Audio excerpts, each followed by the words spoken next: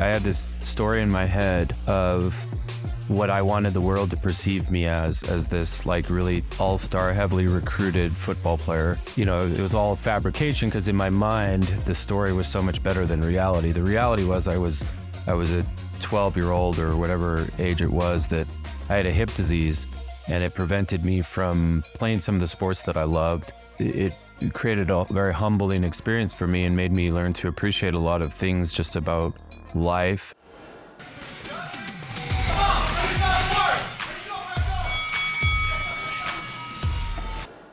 Hi guys, welcome to another episode of Legends Boxing Podcast. I'm really excited to be here. I am your host, Andrew Scott, and today we have another guest here, and today's guest is Rob Scott. It's awesome to have you here, Rob. How are you feeling today?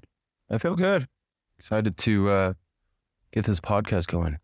Me too. It's been really an awesome experience already, kind of learning that. So thanks for being here. For those who don't know who Rob Scott is, I'm sure all of you do, but to give him a shout, he is the founder of Legends Boxing, and he's currently the president as well. And so he's very busy. He's got a lot of things going on his plate all the time. So it's an honor to have him here. I know he's sacrificing quite a bit of time to be here. So thank you very much.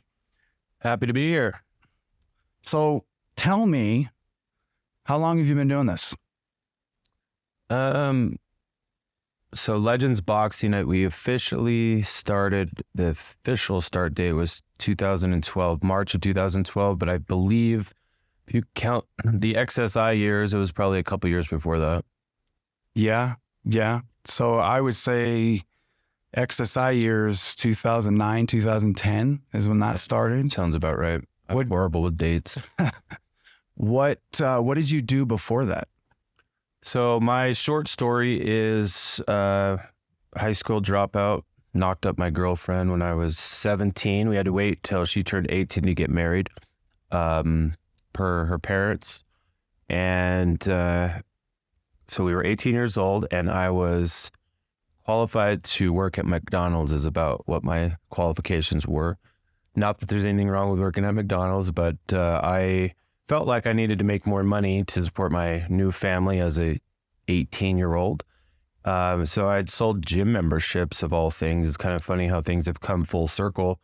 Sold gym memberships and changed oil. And because I had a young family, I needed to make more money.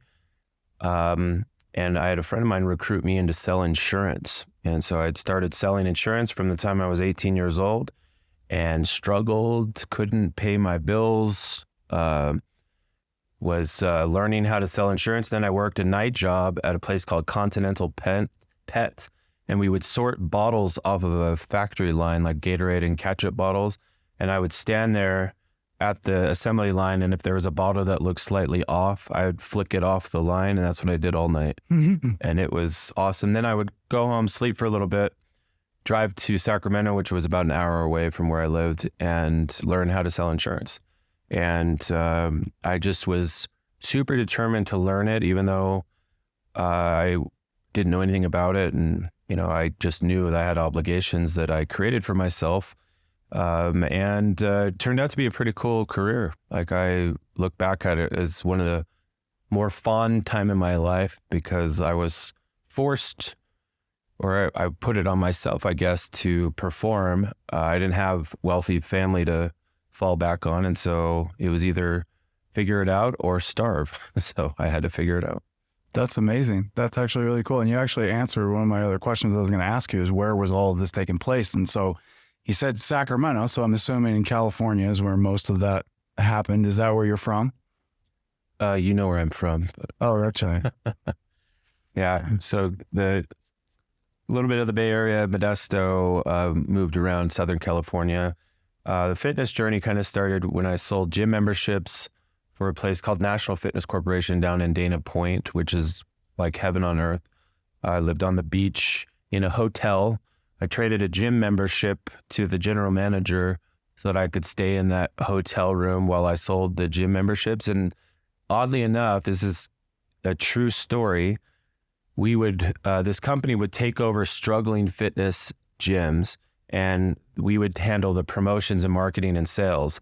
And so as an 18-year-old, I was 17 actually. I would go down and we would set up marketing campaigns that would generate leads, and we would go into the home. We would go into the person's home and sell them a gym membership on their couch.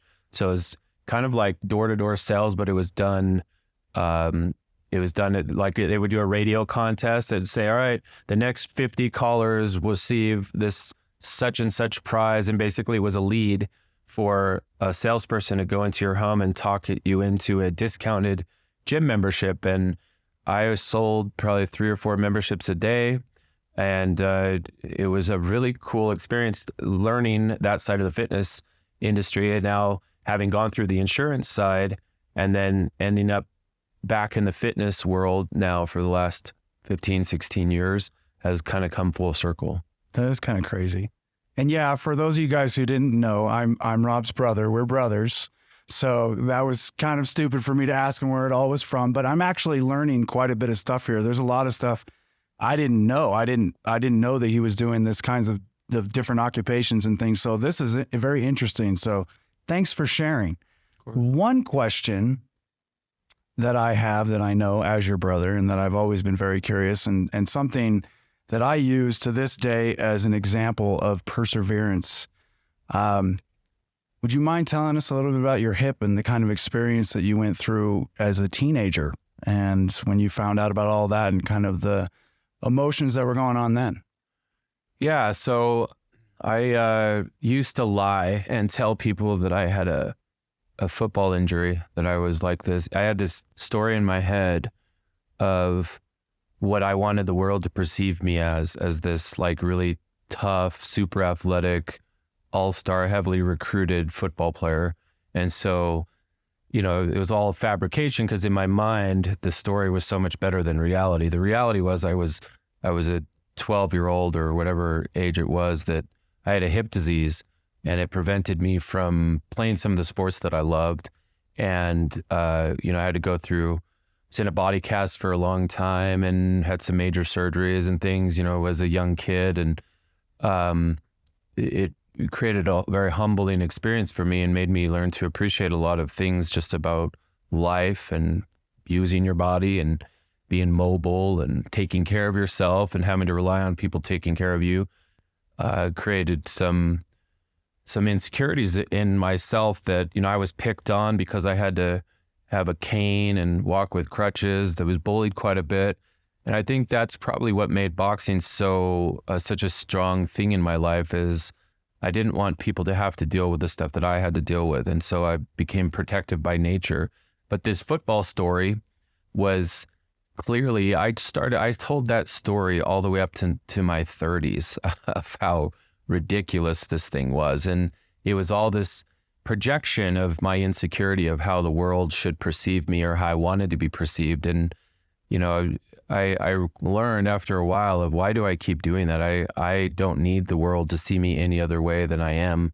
And it dawned on me that I needed to let that go and be just who I am and real. And it was so liberating and freeing to let that go, to just kind of say, here's who I am, take it or leave it. I feel like I'm a good person and I try really hard. And why do I need to tell this ridiculous story anymore? And so it's kind of ironic if you think about it, going from, you know, being a 11, 12-year-old handicapped kid that was not able to do the sports that I enjoyed or wanted to enjoy, to coming full circle to founding a boxing company and have competed in boxing and made boxing kind of part of my life. It's kind of a very ironic full circle thing, right? The very thing that I wanted to present to people, I ended up becoming, and yet that I still told that story even during that time. It was crazy. So when I finally let it go and realized that I had become the person I wanted to be when I was a kid by working really hard and doing the things that were necessary to empower myself and hopefully protect other people and look out for other people. I think that's what I get more joy out of now, is helping other people not feel the way that I felt. I think Legends is really about that. Those core values I believe the real results and belong mean something different to each person. But to me, that's really what it meant, I think. That's awesome. Thank you very much for sharing that, Rob. The thing that I was always told, and tell me if this is accurate or not, and I heard this from Mom, but the thing that always motivated me, that kept me going, and to understand the truth behind how dedicated you were to showing everybody that this is not something that's going to hold you back from doing anything, was like to be able to hear from your mom telling you, yeah, your brother said straight up to an adult when you were a kid, doctor, looked at him straight in the face and said, you are probably either going to walk on crutches or use a cane for the rest of your life. And for you as a kid to say, no, I won't.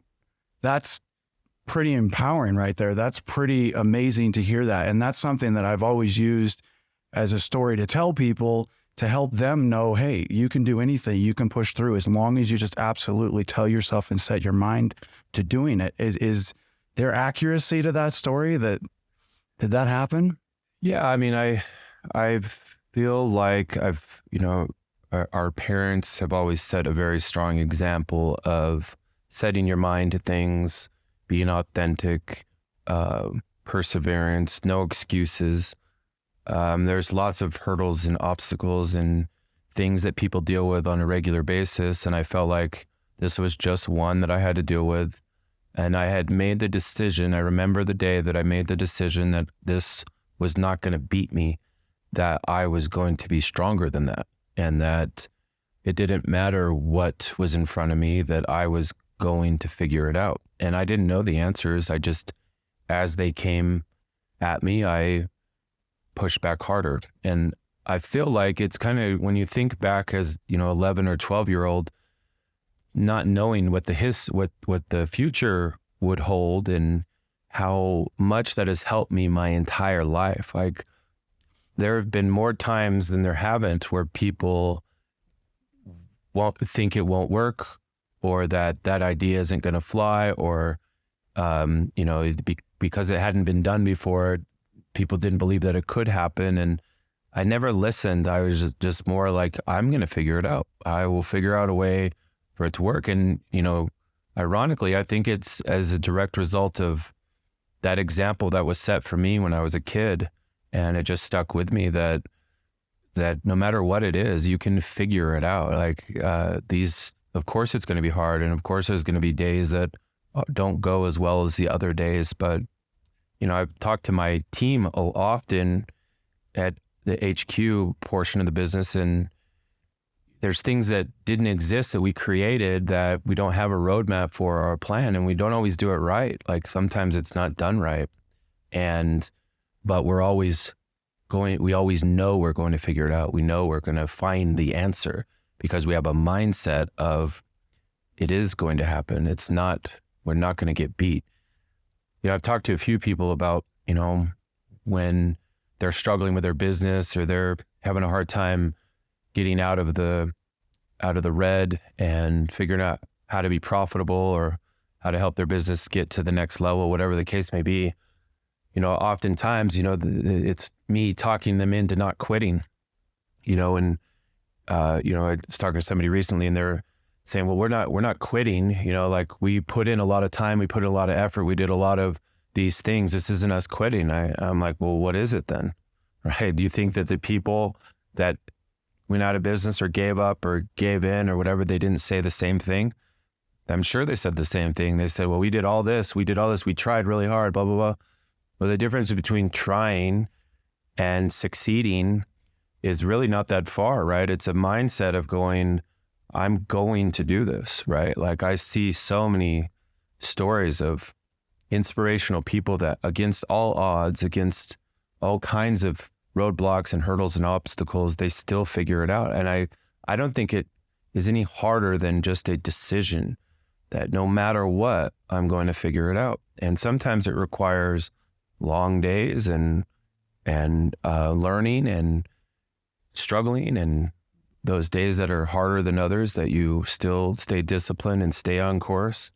I think that pertains to pretty much anything in your life, that, success doesn't just happen. It happens as a result of just making a decision that you're going to do it.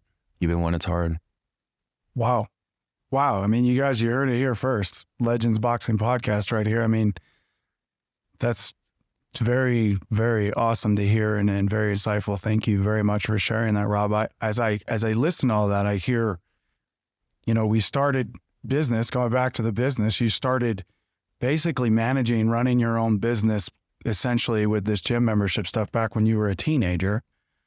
But with all of what we've heard, what I keep cycling back to is that self-drive, that self-awareness, that push, that drive, that everything that you consistently keep doing in life, how you make choices, how you make decisions, it all goes back to that one moment that you decided that you were not going to let that stop you from doing anything. And you haven't. And that's something I've seen, and I can witness as his brother, and that I've seen and being the co-founder of Legends Boxing, and he and I working shoulder and shoulder for so many years to develop this and what it currently is right now, is that there's never a time that he's not going. There's never a time that his head's not driving forward and moving to a different direction. So, I can't tell you how much I've learned over the years of working side by side with him and the kind of example that he sets. And so, again, thank you so much for being here. Thank you for being on the podcast. Thanks for opening up and sharing all of that with us. Guys, this is an amazing thing. So make sure that you guys are clicking on all of everything that you see at the bottom. Like, share it, subscribe. Make sure that you see it on any one of the places that you listen to your podcasts. It will be there. Legends Boxing Podcast.